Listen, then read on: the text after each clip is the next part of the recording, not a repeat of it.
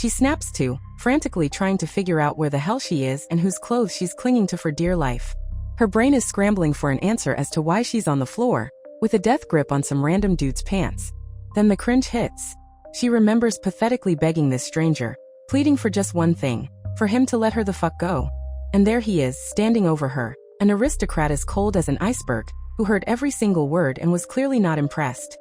He tells her in a voice dripping with ice that if she hoped that little performance would fix anything, she was dead wrong. In his eyes, she's only become more disgusting.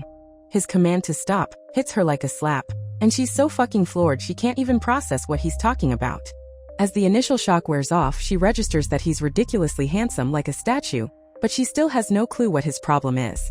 His patience is obviously shot, and he looks like he's about to spell it out one last time, not even trying to hide his irritation. But Lady Kana suddenly decides the best defense is a good offense, and boldly threatens to chop off his hand if he doesn't let her go himself. He just silently turns on his heel and walks away, leaving her alone, and she collapses onto the cold floor, completely drained. A cold sweat breaks out across her skin as it finally hits her. He called her by name. But was it really her name? The question echoes in her head. Why did he say Kanna? That name stirs up some kind of primal, animalistic fear inside her. She's clinging to reality with everything she has, feeling like she's about to completely lose her mind from all this insanity. And then, a dark silhouette surfaces in her memory, someone named Kanna Addis, a woman whose entire image is soaked in pain and loneliness.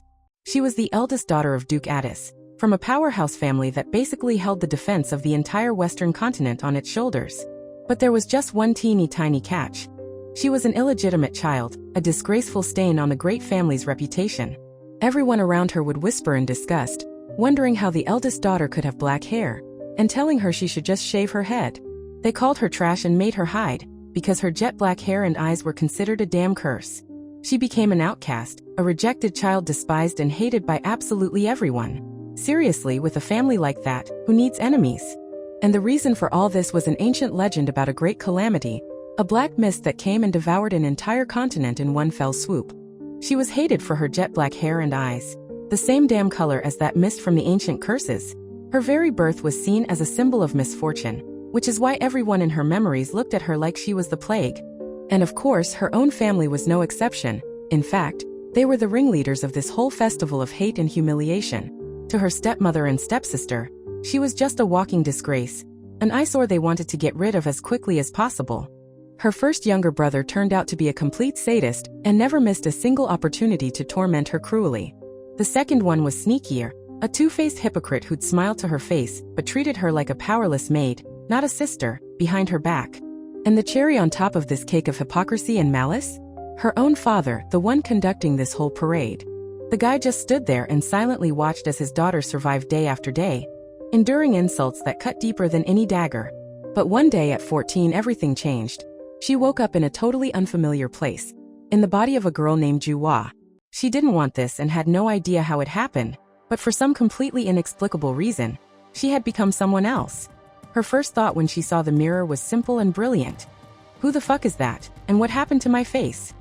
The most terrifying thought starts to creep into her mind, and she desperately hopes it's not what she thinks it is.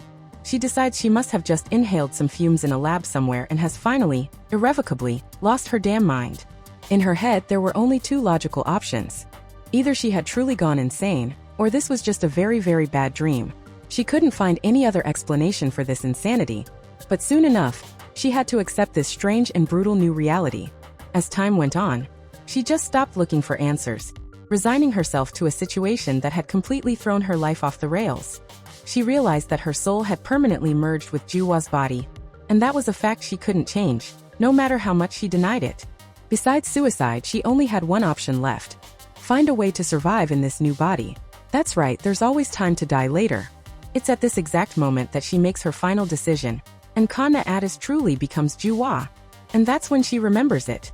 Right after making that firm decision, she started to work her ass off to change everything. Luckily, it turned out to be easier than expected, since the new body kept all the memories and knowledge of its previous owner, a ready-made cheat code.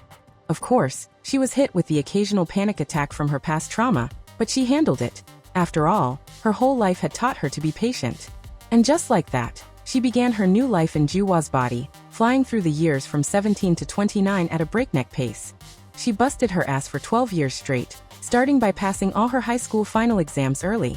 Next, she got into a Korean medical university and eventually earned her coveted license as a practicing doctor. For the last few years, she was practically living at the hospital, honing her skills and getting as much experience as possible. And after all that, she finds herself back in her old room, in her old body, with just one question. Why the fuck am I here again? A quiet, hysterical laugh escapes her. She just can't fully believe she's been thrown back into this hell. She remembers how she used to fall asleep thinking she'd done a good day's work and that things would stay that way, but her luck apparently had just run out. Life as Juwa was amazing even if it took time to adjust, and now it's all back to square one. The memories of those years hit her with a savage pain, because back then in that other life, she was genuinely, truly happy. That life gave her everything for the first time. She knew what it felt like to be hugged and promised support no matter what. She understood what the sincere care of a family felt like, and learned to show kindness herself instead of just waiting for a knife in the back. In that world, she was no longer afraid and was the first to reach out, to share her own love and warmth with others. She experienced something she couldn't even dream of in her past life. Simple human warmth and connection. All of that was real. It was her reality, which makes it even more painful to look at her reflection in the mirror now and ask, what the hell is this? That hated black hair, those eyes as empty as fog, everything she had so desperately tried to escape. For so many years, she told herself she'd never see this face again, and she almost managed to forget it. The universe apparently has a sick sense of humor. The last time she saw this reflection was at 14, and she thinks bitterly that it's barely changed, just gotten older. With undisguised disgust, she looks at herself, realizing that this is it, her real and hated face. The full brutality of the situation finally dawns on her. She really is back in her real body and in this real, fucked up world. She remembers that silver-haired dude, who she didn't recognize at first, even though his face seemed disturbingly familiar. And if her memory serves her right, she's in deep shit because that guy is a walking time bomb. With a heavy sigh, she realizes she has no choice again. Everything is repeating exactly like it did on that day. But wait a minute, something has changed. She's no longer the meek and weak Kanna Addis she used to be. And that means no matter how shitty the situation looks, this time she's going to fight to the very end. She knows the future, which means bagging Duke Sylvian will be a piece of cake. I mean, what's the big deal about a simple marriage of convenience? And then, a cringy memory surfaces in her head of how she already confessed her love to this very same Duke. The realization of the mess her past self dragged her into makes her slam her fist on the table in fury. She remembers her diary, which she specifically kept in Korean so no one could read her entries about how she was losing her mind. She's now completely convinced that she and that girl, Juwa, really did switch bodies for a full 12 years. So she gathers all her steel-forged willpower and, with a smile, tells the ice-cold Duke that she will become his wife. And the reason for the rush is simple. The old Kanna was clearly head over heels for this pretty boy, like a complete idiot. In response to his silent question, she throws out an even bolder proposal, to just use her for his own goals. Now that's a serious offer. She offers him a contract, a sham marriage that will help him get rid of the imperial family's control in one fell swoop. And she hits him where it hurts, because he's not exactly thrilled about marrying the second princess being forced on him. Is he? But as soon as the words leave her lips, a single thought electrocutes her brain. She is such a complete and utter idiot. She's mentally screaming at herself, asking why she chose Sylvian of all people, when the whole world knows how insane and cruel this guy is. In a panic, she tries to figure it out. Did her past self really fall for nothing more than his angelic face and get herself into this mess? Or did she fall for his fake politeness? Seriously, how could anyone propose marriage to a man that dangerous? After reading the diary, she got it. Juwa, after landing in her body, managed to fall in love with this Sylvian guy at first sight. So the naive girl did everything she could to win his heart, not even shy about publicly screaming her love for him. But unfortunately, her persistence had the opposite effect. It was all for nothing, and her actions only made everything worse. Sylvian coldly rejected her time and time again, and not even the sight of her half-naked body could soften his icy gaze. In response to all the humiliation, she got nothing but contempt and cutting remarks about how he'd never get involved with a woman like her. But even then, she didn't give up, telling herself she just had to stay strong and keep going. She wrote in the diary that even though his attitude hurt her, she would have this man at any cost. And the last entry in that diary was her motto, her soul's battle cry. She had no right to give up. And it all ended with her groveling at the Duke's feet, clinging to his pants. Well, now it all makes sense why this whole shitshow started.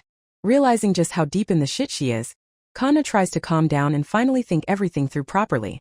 She fully accepts the reality. 12 years have passed, she's 26 now, and Juhwa is back in her own body. She remembers how Juhwa, after ending up in the modern world, initially clung to the image of Sylvian but eventually came to her senses. The main question tortures her. Will Juhwa, a specialist in Eastern medicine, be able to work as a proper doctor? And what's going to happen to her career? She quickly reassures herself, though, if she kept the memories, then Juhwa will remember everything too and will be able to handle it. And then a truly nightmarish thought hits her. Wait, what the FUK is going to happen to my online store? She remembers how in that life, she got into botany and opened her own little shop for handmade soaps and perfumes. At first it was just a hobby, but recently the business had started booming, and the number of orders was skyrocketing. She's torn apart by terror, mentally screaming at Juhwa not to even think about abandoning her precious little shop. A desperate idea forms in her head, and with cold determination, she thinks about only one thing. What happens if she goes back? But she cuts herself off harshly, ordering herself to get a grip, because memories and panic alone won't fix a damn thing.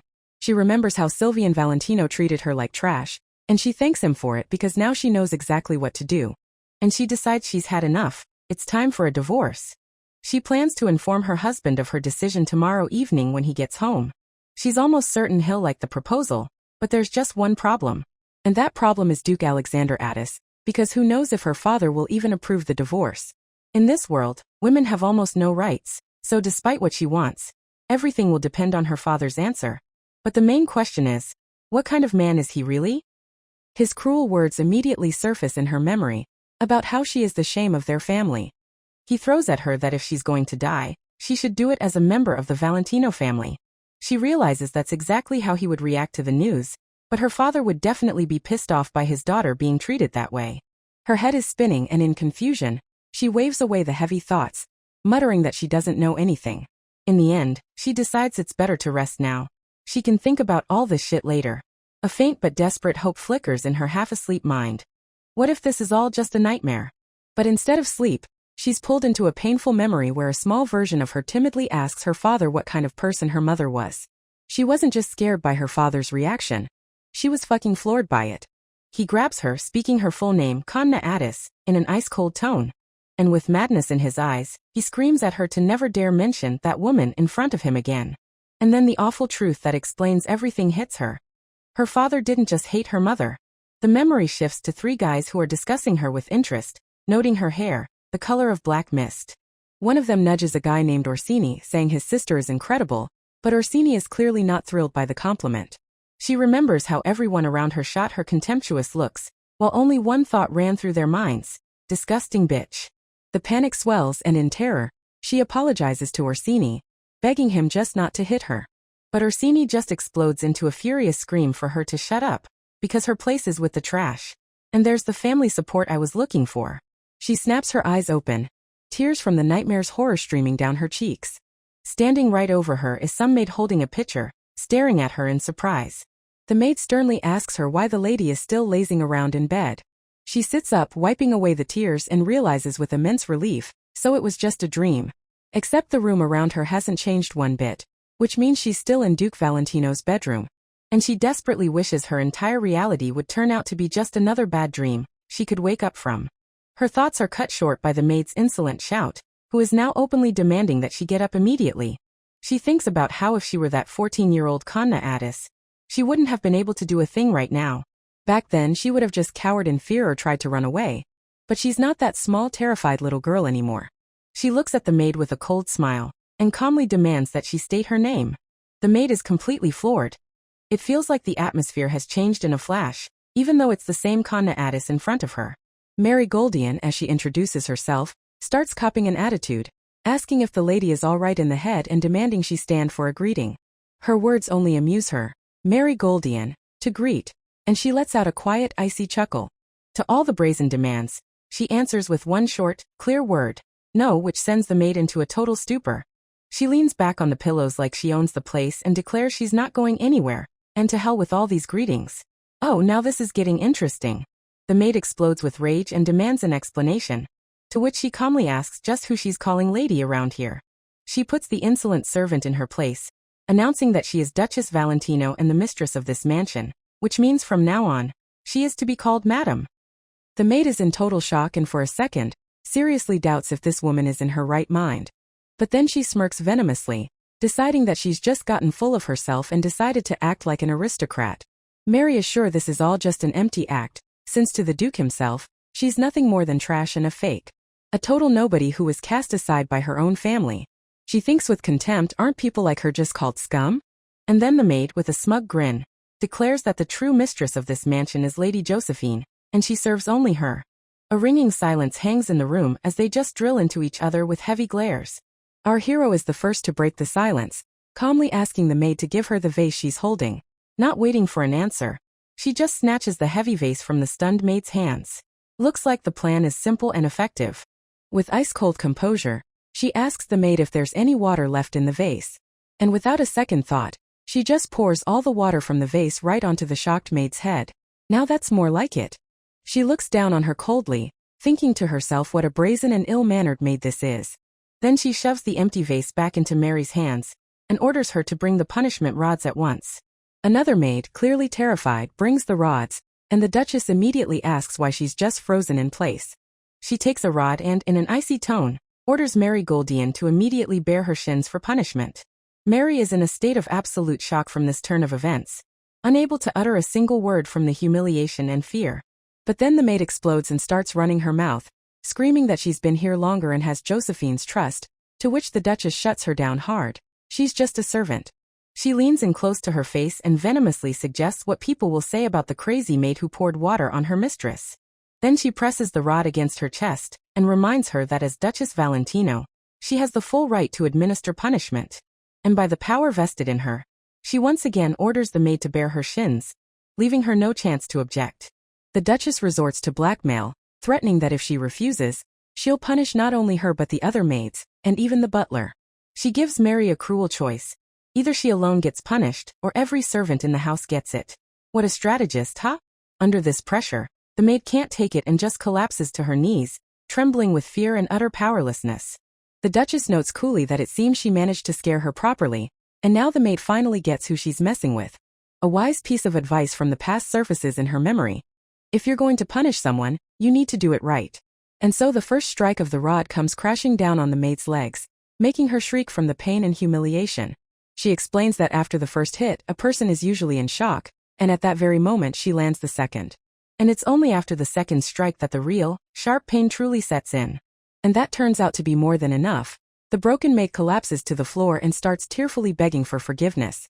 The Duchess asks what she's apologizing for, and after getting the answer about the water, reminds her that she also slapped her across the face, completely grinding the maid's pride into the dirt. The Duchess coldly asks again who she just called lady, and the maid immediately corrects herself, panicking and begging Madam for forgiveness. She says she hopes so and warns her sternly that next time, she won't get off so easily for her insolence. Finished with the disciplinary chat, she orders the maid to get out with a single short and commanding word. And the humiliated maid, unable to hold back tears of resentment and shame, bolts out of the room. The Duchess watches her go, fully aware that making an example out of one person won't fundamentally change anything. She wearily rubs her temples, annoyed at the memory of some girl named Juwa. An image of a blonde flashes in her mind, one who once claimed she had made her life wonderful. And she really did have it all made, a prestigious university, a career as a doctor, and a perfect boyfriend to top it all off. But then she remembers how that perfect boyfriend threw it in her face that she turned his life into a living nightmare, calling her a dumbass. And she's pulled back into this grim reality, where her name is Kanna, and where everyone around her hates and despises her. She remembers that even though she was an aristocrat, no one respected her, and everyone insulted her without the slightest hesitation. Absolutely everyone in this house looked down on her, as if she were some dirty stain on the floor. Her dark memories are interrupted by a rude and insistent knock on the door. And right after, an imperious female voice screams for her to open up immediately. Standing behind the door is Countess Josephine Ellister with her entourage, who immediately starts laying into her, asking what she thinks she's doing. And look, the welcoming committee has arrived. The Countess looks at her with contempt and scolds her for setting such a bad example for the others. And then it becomes clear that this absolute delight of a woman is her mother-in-law and Sylvian Valentino's stepmother. The mother-in-law announces that Mary has already ratted her out, and lectures Kanna for skipping the morning and even the noon greetings. That humiliating phrase echoes in her head. Noon greeting. It turns out, according to the local rules, she is obligated to greet her dear mother-in-law 3 times a day, morning, noon, and evening. In her opinion, this whole system of greetings was a hidden threat and a method of control to make sure she never even thought about leaving the house. Before, as Juhua, she had obediently done it all, because she desperately wanted to earn even a drop of affection. But now she realizes that the naive Juhua simply had no idea how cruelly she was being deceived. She thinks back on the past with bitterness, realizing she never should have humiliated herself and put up with all of that. After all, it's stupid to expect good treatment when everyone around you treats you like a stray animal. Because of that, she never really lived a normal, full life. But now everything has changed. She hasn't forgotten a thing and remembers every single humiliation perfectly. She realizes she didn't endure it all before out of weakness, but simply because she didn't want to sink to their level. But that's over. She will never again let anyone treat her like that. Now that's the right attitude. So meet Countess Josephine. She became Sylvian's stepmother when he was 10, and after her husband died, she stayed in the mansion and still considers herself the one in charge. To keep her cushy position, she decided to completely break Kanna and bring her under her thumb. And she couldn't give a damn that this girl was her daughter-in-law and her stepson's wife. Hearing the defiant response, she just smirked, not believing her ears, and asked what she had just said. And Kanna, looking her straight in the eye, cut her off, saying she's not going to do this humiliating bullshit anymore. The mother-in-law was stunned. She couldn't believe that this pathetic girl, who was once ready to eat off the floor, was looking at her like that. Losing control, she starts screaming that since Kanna married her precious son, she's obligated to follow their family traditions. But Kanna calmly replies that those aren't traditions, just the personal whims that her mother-in-law made up herself. And then she lands the finishing blow with a question. Isn't she ashamed to disgrace the great history of the Valentino family with her petty demands? That level of audacity makes the mother-in-law completely short-circuit, leaving her speechless from shock and humiliation. Words aren't working anymore, so it's time for brute force. The guards grab Kanna. The enraged mother-in-law decides to teach her some manners the old-fashioned way and orders a servant to bring the rods immediately. She demands they bare Kanna's legs, but Kanna just thinks to herself that everything is going according to her plan. A maid with a malicious smirk grabs her dress, anticipating how this insolent girl is about to get what she deserves. But before she can even touch her, Kanna sharply smacks her hand away and snarls for her to get her paws off. After that, Kanna lifts the hem of her own dress and with a mocking smile, invites her dear mother-in-law to punish her. The mother-in-law is absolutely floored by this nerve and screams that she'll flog her until she understands her mistake. In response, Kanna just calmly asks with obvious amusement if that's really true. And looking at her mother-in-law armed with the rod, she just starts laughing in her face. She sarcastically thinks that beating a daughter-in-law with a rod is a method truly worthy of a great ducal family. And she adds out loud that her husband, Duke Valentino, will surely be very proud of such methods. The mention of her son is the last straw. The mother-in-law snaps and, screaming about how dare she interrupt her elders, swings the rod. And the cane comes down with full force on the girl's fragile body, knocking all the air out of her. She keeps screaming about how brazen Kanna is, and asks if her family had any decency at all. The mother-in-law is furious that such an ill-mannered girl was not only taught no manners, but was also brought into her house. All this noise of course attracts attention. Servants are peeking from the balcony, and the guards below are already tense. But Kanna couldn't care less about the sideways glances from everyone around. She's not who she used to be. She makes a firm promise to herself that she will never again scream out of pain or fear. Her refusal to scream shocks the maid, as Kanna is determined not to give her mother-in-law that satisfaction. A fragment of a terrifying memory flashes in her mind, of a single, nightmarish night. She thinks that in the past, after a beating like this, she would have already been groveling at their feet, begging for forgiveness, but not now. Breathing heavily from exhaustion, the mother-in-law asks hopefully if Kanna still hasn't realized her mistake. And Kanna, to her surprise, calmly agrees and says that yes, it was indeed her fault. The mother-in-law is ready to celebrate her victory. This stubborn brat has finally broken and admitted her guilt. But Kanna clarifies with a smirk that her only mistake was going against her own will in the first place. She asks why on earth she should waste her time on her, since the mother-in-law is merely a guest in this house. And since she's just a guest, Kanna doesn't see a single reason to please her in any way. The mother-in-law is stunned, unable to process what she just heard. She simply can't understand what nonsense this girl is spouting. And Kanna logically explains that she is the Duke's wife, and this mansion rightfully belongs to the Duke and Duchess. And if that's the case, then honestly, it's high time for her, the mother, to have moved out of this house.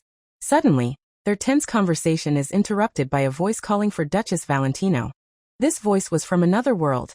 A world of receptions, letters, and luxury that Kanna was about to dive into. Jewels, high society chatter, and the duties of a true lady of the house, the Duchess Valentino, were waiting for her. A maid was summoning her for tea with guests who had already gathered and were just waiting for her to appear. And Kanna, as if the beating never happened, thanks the maid with a sweet smile, and gets ready to go. The mother-in-law was left standing in complete shock, unable to believe how this girl dared to ignore her. Snapping out of it, she furiously grabs Kanna's arm and screams, "How dare she call her a guest in her own home?" The next second she shoves Kanna to the floor with all her might, so hard that even the pin in her hair flies out. As she leaves, she orders the servants not to call a doctor for Kanna, and not to give her any medicine until she comes to her senses. Night falls on the mansion, and the humiliated and beaten girl is left lying on the cold floor. But suddenly someone scoops her up into their arms, making Kanna cry out from the surprise and the pain. Meanwhile, we cut back to the mother-in-law, who's absolutely fuming in her room, wondering who the hell gave that black-haired brat the right to act like this. She laments that Kanna should never have been accepted into the family in the first place. Her precious son was supposed to marry a princess. Then she would have been the mother-in-law to a princess, and would be living the high life, basking in the respect and luxury of high society. She's pissed at her late husband. If she had any real power, she wouldn't have to rely on anyone, but he left her with nothing but a pathetic title. He was constantly reminding her that they weren't blood relatives, and on those grounds, refused to grant her any more privileges. And now, having lost her former power, she's forced to put up with some upstart who sees her as just a guest in her own home. Her hatred and humiliation hit their peak, and she makes a firm decision. She is definitely going to kill that bitch. Her plan was simple. Wait for Kanna's wounds to get infected until she dies from a fever, and then just play dumb. She's sure that no one gives a damn about Kanna, not even her husband or her family, which means they can go right back to the idea of an engagement with the princess. But her devious plans are cut short by a maid, who reports that Duke Valentino has just arrived at the mansion. Duke Valentino enters the room, and his mother can't figure out what brought her beloved son here at such a late hour. She looks at his cold and distant face, trying to read the reason for his sudden visit. The woman cautiously calls his name, and the oppressive tension between them is so thick you could cut it with a knife. Stuttering, she asks what brought him here, though she already suspects the reason for his visit is Kanna. He replies that he himself doesn't know exactly what happened, and this icy uncertainty scares her even more. She tries to take control of the situation and offers him a seat, even though only one thought is racing through her mind. He's here because of that girl. With a forced smile, she offers him some tea, desperately trying to act as if nothing happened. But Sylvian cuts through her little performance, coldly stating that some strange rumors have reached him. In that moment, the realization hits her. He really did rush over here in the middle of the night specifically because of Kanna. She panics, trying to figure out what that bitch managed to tell him, and why she suddenly became so important to him. Sylvian starts out vague, saying he's heard rumors about her recent and rather presumptuous announcement. He clarifies that he heard she promised everyone his attendance at the princess's birthday party. Suddenly, she relaxes and lets out a breath. He's not here because of Kanna, just because of some banquet. She immediately starts making excuses, saying the princess begged her, and besides, it's a great chance to arrange their marriage. But Sylvian just asks again, coldly and with clear disapproval, if she really made a promise on his behalf. His icy tone catches her off guard, and she realizes her clever scheme has somehow backfired. And then he drops the son act, officially addressing her by her title and asking who the hell gave her the right to interfere in his affairs. She's immediately flustered and, stammering, tries to hide behind the princess's name again, who supposedly really wanted to see him. But he cuts her off, saying that since she made the promise, she can escort the princess herself, because she has no right to do anything more. And having put her in her place, he coldly announces that he's leaving and simply turns toward the exit. But let's get back to Kanna, who was left lying on the cold floor as if she were a piece of trash. She comes to, her whole body burning with fever, and the only thing she can whisper is a plea for water.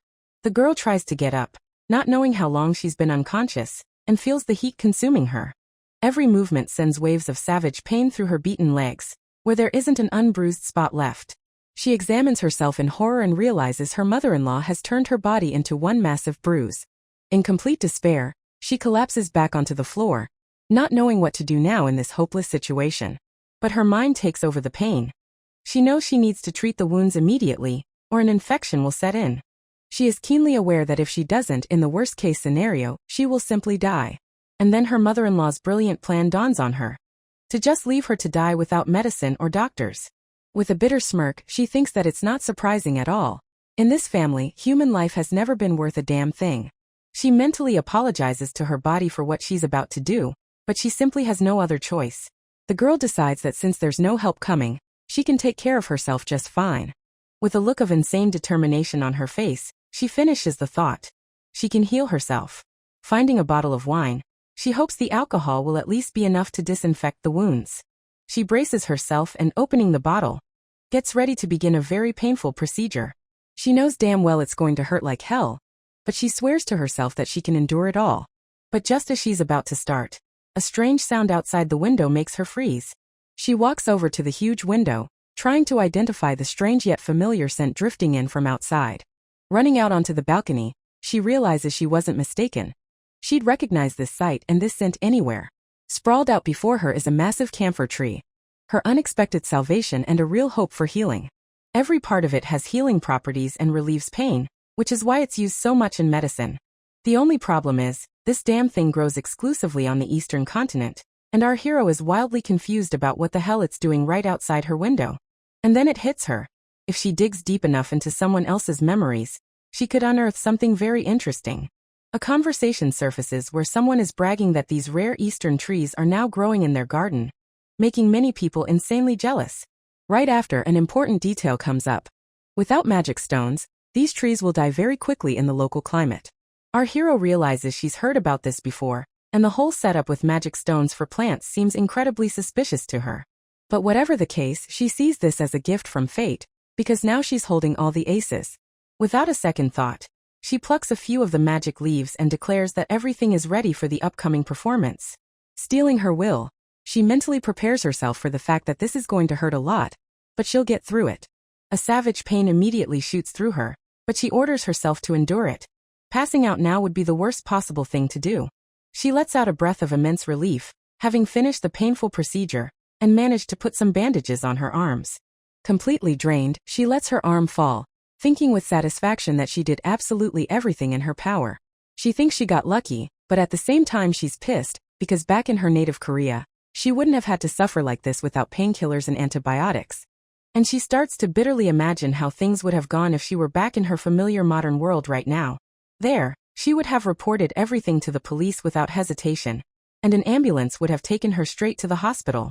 They would have given her first aid, applied proper bandages, and her family would be sitting by her side, worried about her health.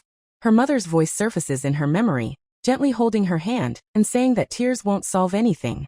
Her mother always convinced her that tears were completely useless bullshit that only makes a person weaker. She tells herself she can't cry, but inside, she's being torn apart by the overwhelming desire to go home. Damn, that's enough to make a rock cry. With a heavy sigh, she finally accepts the harsh reality and realizes she'll have to get used to this new life somehow. A certain gray-haired gentleman is being informed that an event, which we don't know about yet, took place during the day. The person he's speaking to clarifies that the Duchess's wounds are very serious, and leaving things as they are is genuinely dangerous. But the gentleman coldly cuts him off, stating that matters like these are handled by Countess Elister. It turned out that her dear husband, Sylvian Valentino, couldn't give a rat's ass about his wife's condition, even if she kicked the bucket. Meanwhile, a maid asks if the tray of food is for Lady Kanna and gets a short confirmation. Later, the head maid asks if she ate everything, and upon hearing yes, calmly orders her subordinate to leave. For 10 days now, only empty plates have been brought out of her room, and one of the maids grimly wishes she would just hurry up and die already.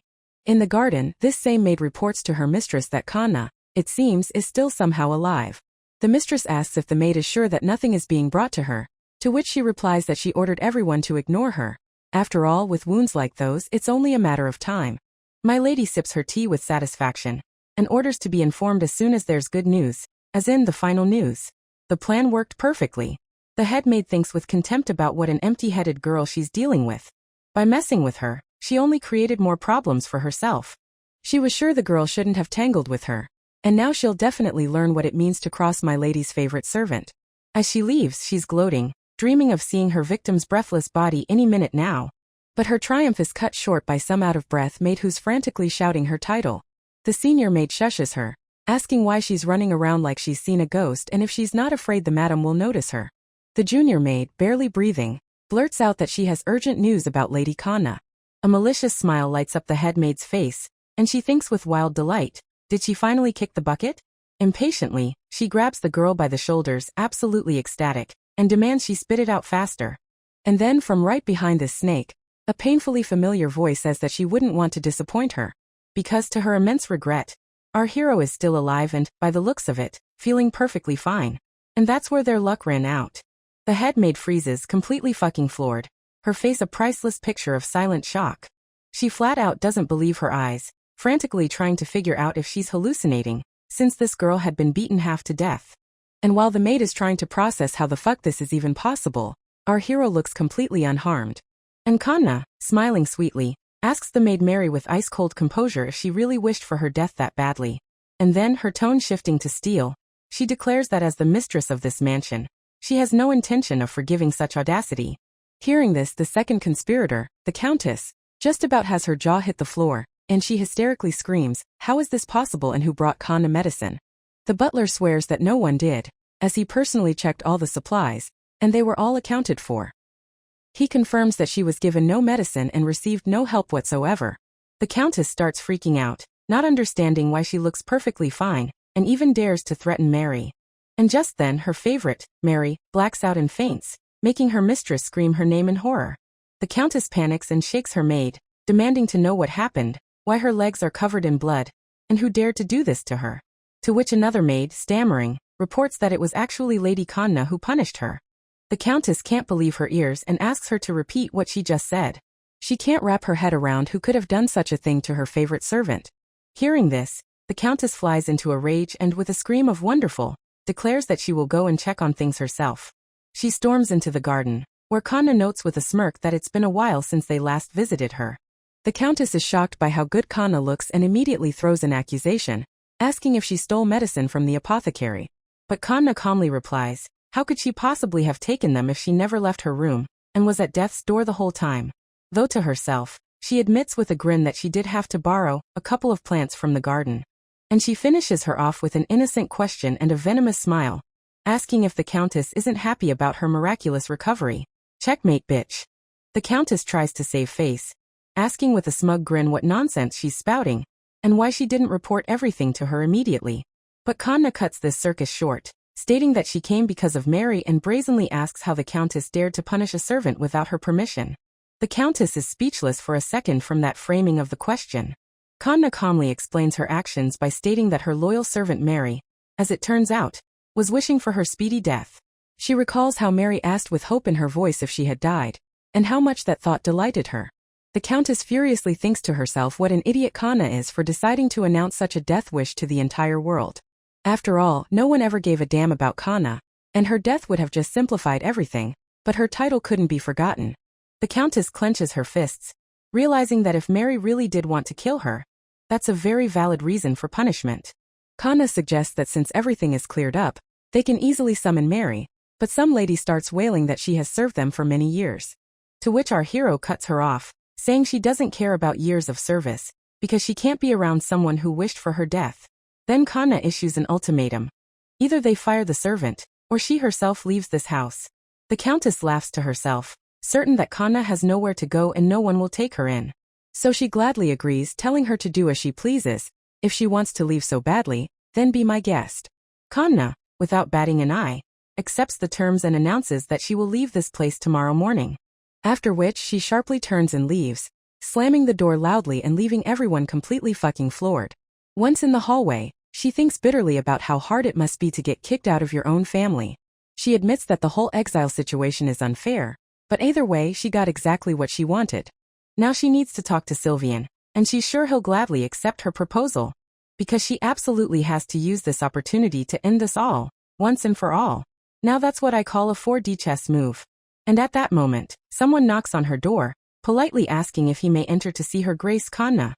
Upon entering, she hears an invitation from her husband, who calls her Lady Kanna, and it immediately pisses her off that he doesn't even consider her a duchess. She throws the doors open and addresses him as Your Grace, though she thinks to herself that it doesn't even matter anymore. But what she sees next makes her eyes widen in horror and her heart skip a beat. Because her dear husband is standing in the middle of the room in nothing but a goddamn open robe, calmly asking what she wanted to say. He repeats his question with a slight smirk, addressing her as Lady Kanna. Our hero almost falls over from the shock, frantically slamming the doors shut behind her. She's incredibly embarrassed. Even though it's not the first time she's seen his face, she just can't get used to a sight like this. But she immediately reminds herself that no matter how good he looks, behind that angelic mask hides a real devil. She remembers that in front of her is a cold-blooded man who wouldn't give a damn if something happened to his wife. So she gets a grip and says she's sure he's already heard the news, and shouldn't a man like him be wishing for her death? Damn, she decided to play her trump card right away. Her husband coldly replies that Countess Elister wouldn't have the strength to beat someone to death with a rod.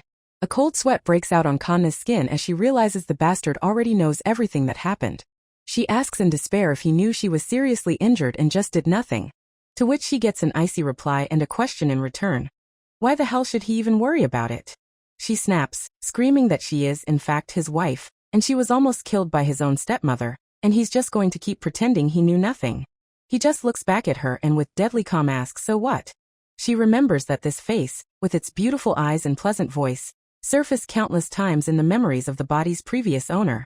But behind all that beauty, there was always a look of undisguised disgust, and he just says that she's still alive after all.